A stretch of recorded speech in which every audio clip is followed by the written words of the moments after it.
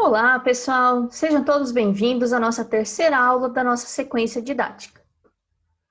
Bem, vamos iniciar a aula de hoje fazendo uma pequena revisão do que já foi visto até agora.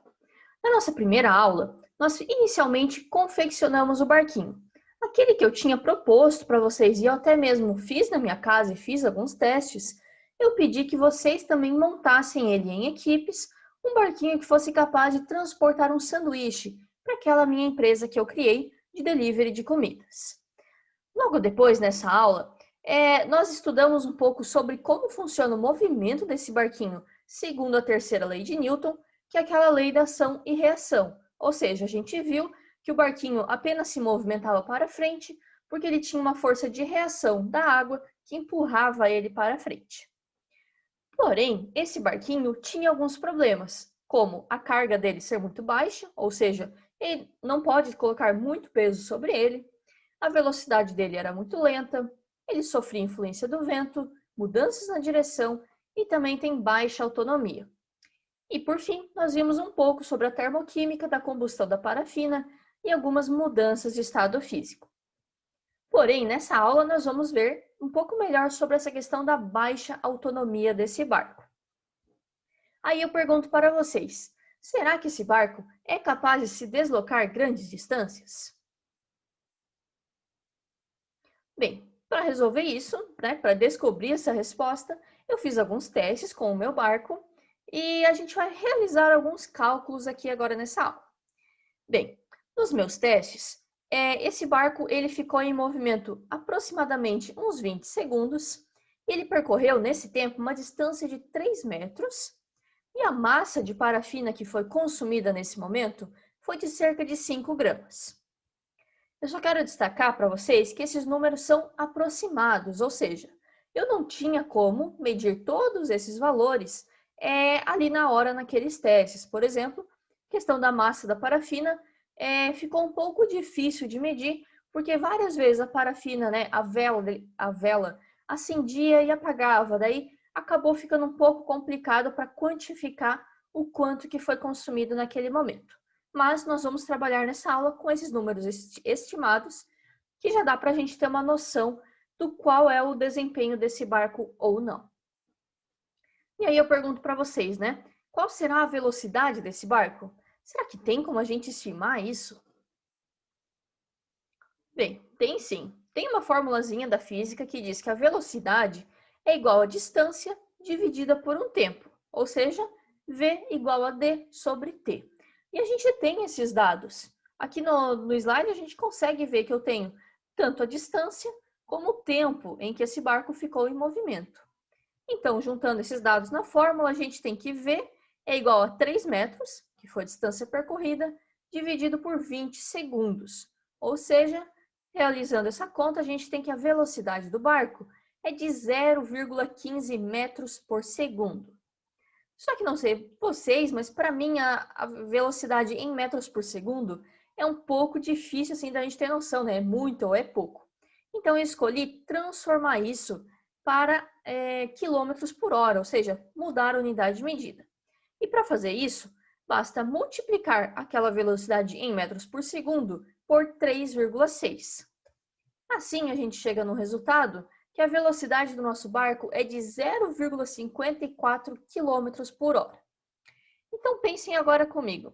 Se a gente considerar num aplicativo de delivery normal, uma moto consegue se deslocar dentro da cidade talvez a uns 50, 60 km por hora. Comparado com um barquinho desse, que se desloca a 0,54 km por hora, infelizmente nisso, nosso barquinho sai perdendo bastante, né? Infelizmente a velocidade dele é ainda muito, muito baixa. Então, esse é um fator que esse barco poderia sim ser melhorado. Talvez mudando a questão ali dos canudinhos, talvez colocando mais velas, enfim. Esse barco poderia ser melhorado quanto à sua velocidade final. Aí eu faço outra pergunta para vocês. Qual será a quantidade de parafina necessária para deslocar o barco por uma distância de 1 quilômetro? Aqui no teste que eu fiz, né, eu coloquei esse barquinho dentro da minha piscina e eu estimei que ele tenha percorrido cerca de 3 metros. Só que 1 quilômetro é muito mais do que isso, né? 1 quilômetro são 1000 metros. Então, para realizar essa conta, a gente faz uma regrinha de 3. Se a gente tem que 5 gramas daquela nossa molécula lá do eicosano, que é o que está composto dentro da parafina, se quando a gente faz a reação de combustão de 5 gramas desse composto, o nosso barco anda 3 metros, quantas gramas deveriam ser queimadas para ele andar por 1000 metros? Bem, resolvendo essa conta de 3, essa regra de 3, a gente chega no resultado de 1.666 gramas do nosso composto para percorrer 1 quilômetro com esse barco. Ou seja, seria necessário pouco mais de 1,5 kg de parafina, de velas, para fazer esse barquinho se movimentar, se a gente manter esse formato dele, né? essa estrutura final. Então, pensem agora na viabilidade disso. Será que é válido considerar um barco com uma necessidade tão grande assim de parafina? Será que o barco consegue carregar essa massa de combustível? Bem, para se deslocar por 1 quilômetro, eu fiz assim um compilado desses dados que a gente chegou agora, né? Esse barco percorreria essa distância em uma velocidade de 0,54 km por hora, gastaria cerca de 1,6 kg de combustível e levaria um tempo de aproximadamente 1 hora e 50 minutos. Ou seja, será que a parafina é um bom combustível? Será que esse veículo, da forma como ele está construído, ele é viável para realizar essa tarefa que eu pedi para ele, transportar um sanduíche por uma distância que, se a gente for ver, nem é tão longa, né? 1 quilômetro não é uma distância tão grande assim. Bem, como atividade da aula de hoje, eu gostaria que vocês preenchessem lá no diário de bordo de vocês, respondendo essas seguintes perguntas aqui. Eu gostaria que vocês calculassem quantas velas são necessárias para mover o barquinho de vocês a uma distância de 1 quilômetro, ou seja, com os dados encontrados pela equipe de vocês, e não com esses que eu apresentei agora no slide. Depois de calcular, quero que vocês respondam: será que é viável utilizar velas para mover um barco? Será que existe algum outro combustível melhor? Relacionem isso com a pesquisa que vocês fizeram na aula passada, de como funcionam os barcos a vapor. Eles utilizam velas também para se movimentar, para gerar vapor? Bem, façam essa pesquisa, respondam essas questões e vocês terão um tempo de 25 minutos para essa atividade. Então, agora nessa parte da aula, nós vamos estudar uma parte em especial do nosso barquinho, que é aqui na parte de baixo, onde temos o canudinho, e aqui dentro acontecem algumas trocas entre a água. Ou seja, aqui em cima a água é aquecida, ela estava no estado líquido, e ela se transforma no estado gasoso. Esse gás, esse vapor, é conduzido pelo canudinho, e quando ele chega aqui embaixo, parte desse vapor sai, que é o que uma parte disso empurra o barquinho para frente, e outra parte é condensada, ou seja, o vapor se transforma em líquido novamente e esse líquido sobe aqui, junto com um pouco da água do meio externo, transformando isso em um ciclo, ou seja, o barco continua se movimentando por causa dessas trocas de calor e dessas mudanças de estado físico da água. Mas aí eu pergunto para vocês, será que existe uma reação química envolvida nisso? E a resposta é não, não existe uma reação química. O que acontece nessa parte do barco é um processo de mudança de estado físico, ou seja, a água do estado vapor se transforma no estado líquido novamente. Ou seja, o que acontecia antes, aqui em cima, nesse compartimento de alumínio, era essa primeira reação aqui. A água líquida era aquecida, recebia energia na forma de calor e se transformava em água gasosa, ou seja, vapor.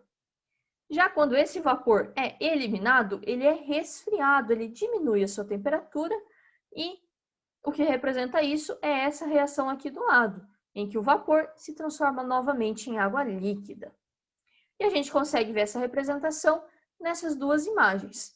No estado gasoso, as moléculas muito mais afastadas, com o movimento, quando elas perdem calor para o meio, ou seja, elas se resfriam, essas moléculas se aproximam, e elas vão criando interações mais fortes entre elas. Assim, quanto mais próximas essas moléculas estão, chega um momento em que ela deixa de ser um vapor e passa a se tornar água líquida novamente.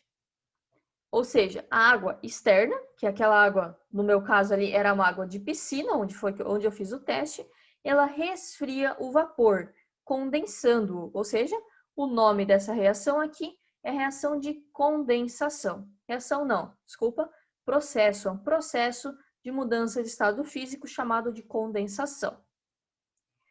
E a condensação da água provoca uma mudança na pressão interna do sistema. Ou seja, aqui as moléculas estão muito mais afastadas.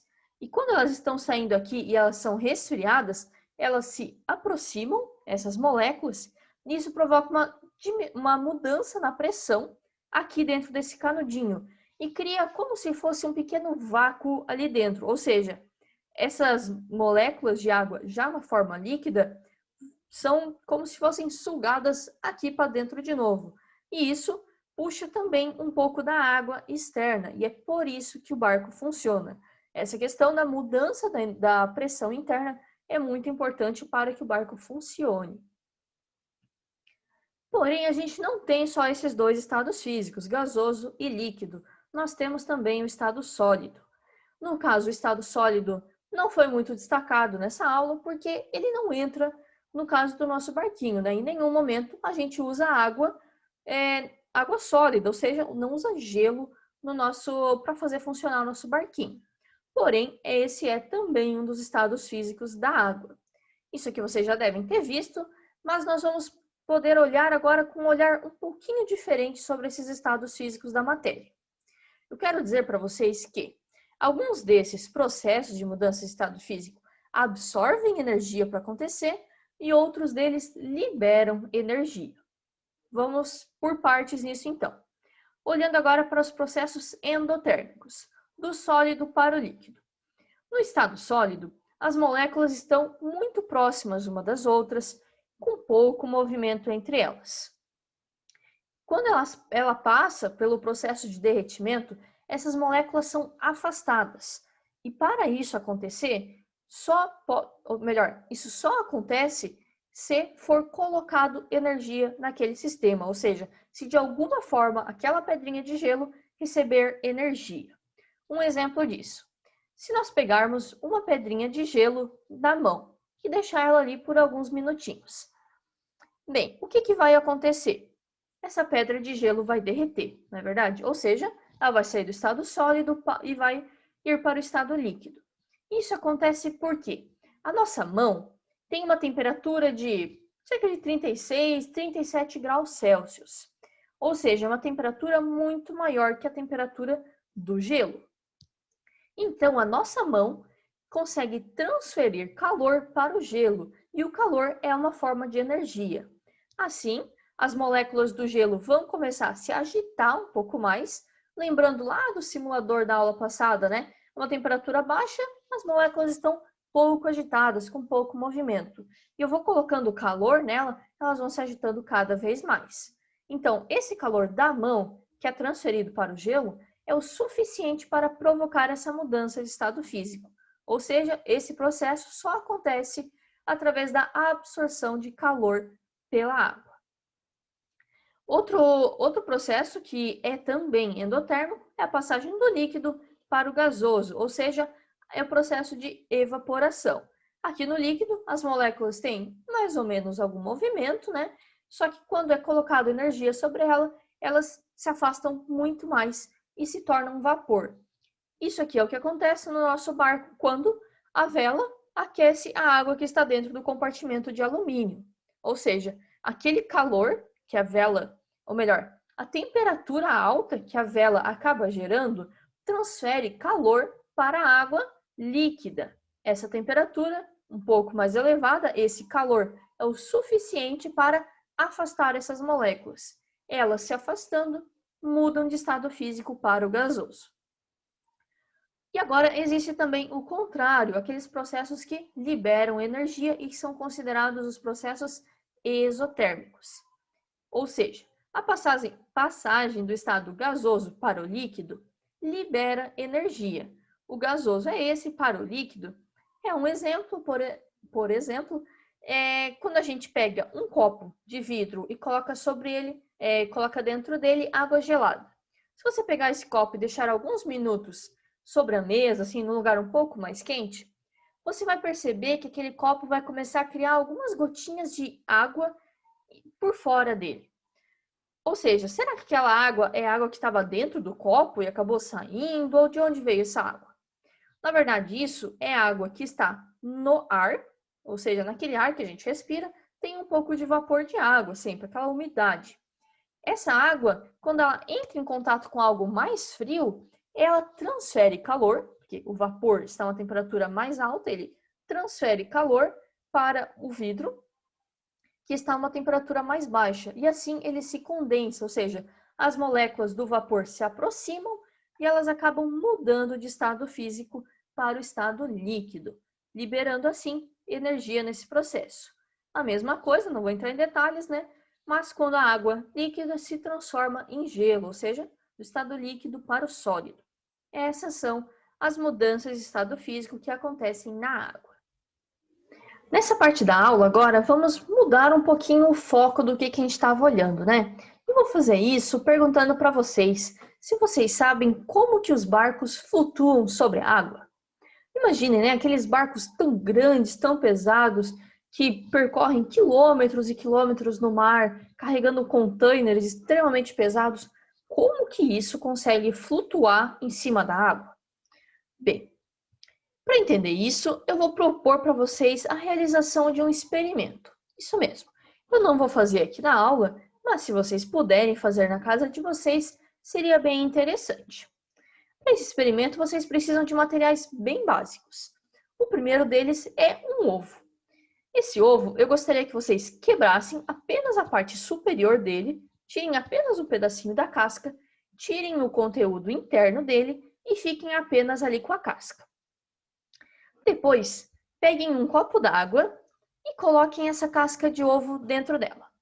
O que vocês vão observar? O que vocês acham que vocês vão perceber? Bem, já adiantando para vocês, o que vai acontecer é que essa casca de ovo provavelmente ela vai ficar de lado, ou seja, vai ficar na horizontal. Então, tentem colocar ela em pé, nesse formato como ela está aqui, só que dentro do copo. Eu já adianto para vocês que isso não vai acontecer. Vocês não vão conseguir colocar esse ovo, essa casca de ovo em pé dentro do copo d'água. Então, com a casca ainda ali dentro, experimentem colocar algumas bolinhas, umas bolinhas um pouco mais pesadas ou algumas pedrinhas pequenas dentro dessa casca de ovo e observem o que vai acontecer. Bem, o que vai acontecer é que, aos poucos, essa casca de ovo vai começar a assumir essa posição vertical, ou seja, o ovo, a casca dele, vai ficar retinha, vai ficar como se fosse em pé, flutuando sobre a água, mesmo que a gente coloque um peso ainda maior sobre ele. E aí eu pergunto para vocês, né, o porquê será que isso acontece? Por que eu estou colocando mais peso dentro do ovo e ele vai flutuar, vai ficar em pezinho retinho ali? Então façam ainda mais um teste. Com o ovo, já com essas bolinhas dentro dele e na posição vertical, tentem bater do lado dele e tornar ele novamente na posição horizontal. Tentem virar essa casca de ovo novamente. Vocês vão perceber que vocês não vão conseguir fazer isso. De alguma forma, essas bolinhas ali dentro têm um papel especial que não deixa que isso aconteça, ou seja, deixa sempre a casca de ovo na posição vertical. Para entender o porquê que isso acontece, nós podemos estudar dois conceitos diferentes, que são o empuxo e a densidade. O empuxo é descrito como todo o corpo mergulhado num fluido, seja ele líquido ou gás, mas que no nosso caso aqui é a água, né? Porque a casca foi colocada dentro da água, sofre por parte do fluido uma força vertical para cima, cuja intensidade é igual ao peso do fluido deslocado pelo corpo. Ou seja, ali no nosso experimento da casca de ovo, a água Quando a gente coloca a casca dentro da água, aquela água vai estar sendo deslocada, não é verdade? Vai encher um pouquinho, vai trazer a aparência de que aquele copo d'água encheu um pouquinho mais com água, porque aquele volume da casca que foi mergulhado provocou esse deslocamento da água. E a água, esse fluido, vai estar fazendo uma força sobre aquela casca que vai empurrar ela para cima. Essa força é a força do empuxo. E como é que isso se aplica nos grandes navios? Bem, os navios possuem dois pontos muito importantes, que é o centro de gravidade, representado aqui no desenho por CG, e o centro de empuxo, que é o CE, aqui nesse desenho. No centro de gravidade é aplicada a força-peso, ou seja, toda a força todo o peso do navio, ele tem um centro específico que é chamado de centro de gravidade, é onde toda aquela força vai estar sendo aplicada para baixo sobre a água. Logo acima do centro de gravidade, deve existir o centro de empuxo, que é onde toda aquela massa de água que foi deslocada quando o navio entrou dentro da água, né? Toda aquela massa de água que foi deslocada vai estar aplicando essa força para cima, essa força do empuxo. E essa força vai estar localizada em um ponto específico, que é esse nosso centro de empuxo. E por que é importante que esse centro de gravidade esteja sempre um pouco abaixo do centro de empuxo? Pense na situação do barco se deslocando em um mar aberto e uma onda bate do lado dele. Pensando aqui, a onda bateu do lado direito do nosso barco. Quando isso acontece, o barco tende a virar, ele se desloca um pouco para o lado. Ao mesmo tempo que isso acontece, o centro de gravidade não muda de posição. Ele continua apontando para baixo e tal, mas ele fica fixo na mesma posição do barco. Já o centro de empuxo se desloca um pouco para o lado contrário de onde aquela onda bateu. Ou seja, aquela água toda, ela é deslocada de forma que a força que a água está aplicando sobre o barco se desloca para o lado contrário de onde a onda bateu, compensando assim, fazendo uma compensação de forças que faz com que o barco volte à sua posição ideal, né? Ou seja, que ele fique novamente na vertical. Porque pensem, se a gente aplicar toda aquela força da água mais para essa lateral aqui do barco, vai fazer com que ele volte para a sua posição normal, não é verdade? Então, pensando agora, voltando ali no nosso experimento, né? O que aconteceu? Quando a gente colocou peso dentro da casca de ovo, a gente fez mudar o ponto do centro de gravidade, deslocando ele um pouco para baixo. E aí, ele ficou abaixo do centro de empuxo. Antes, esses dois centros estavam coincidindo. Então, quando a gente colocava a casca dentro d'água, ela não ia ficar em pé. Por quê? Qualquer deslocadinha, ela já ia ficar de lado, né? E quando a gente começou a colocar aquelas pedrinhas dentro da casca, a gente foi abaixando a posição daquele centro de gravidade. E assim, ele foi mais para baixo. E o que a gente fez ao bater do lado da casca de ovo é como se a gente estivesse simulando uma onda no mar sobre um navio, sendo aquela casca o nosso navio e o nosso dedo a força de uma onda. Ou seja, a gente empurrava a casca para um lado e a água lá embaixo aplicava sua força do lado contrário, empurrando de novo aquela casca de ovo para cima. Vamos pensar agora no conceito de densidade. E para isso eu vou propor também um experimento para vocês. Se vocês quiserem fazer na casa de vocês, é muito interessante, vocês também podem utilizar alguns materiais alternativos. Ou seja, para esse experimento precisa apenas de isopor e chumbo, bolinhas de preferência do mesmo tamanho. Se vocês não tiverem chumbo, que eu sei que é um pouco mais difícil de encontrar, né? Podem usar uma pedrinha de ferro, uma pedrinha normal, né? Uma brita, ou uma bolinha de ferro, alguma coisa assim que seja um pouco mais pesada, mas que elas tenham o mesmo tamanho, essas duas bolinhas. E o que vai acontecer se eu colocar essas duas bolinhas dentro da água, né? Pode ser um copo d'água, aqui no caso, no desenho, eu representei com uma proveta. Será que essas bolinhas flutuam ou não? Bem, eu já vou adiantar essa resposta para vocês, mostrando que o que vai acontecer é mais ou menos isso aqui. A bolinha de isopor, ela vai flutuar, enquanto a bolinha de chumbo vai afundar. Então, eu pergunto para vocês, por que será que isso acontece? Qual será a diferença que tem entre essas duas bolinhas? Se a gente pegar as duas na mão, a gente sabe que elas têm o mesmo volume, como eu estou falando para vocês agora. Mas o que a gente vai sentir de diferença entre elas? Bem, quem pensou aí na sua casa que a diferença entre elas é a massa, está certo. Por quê?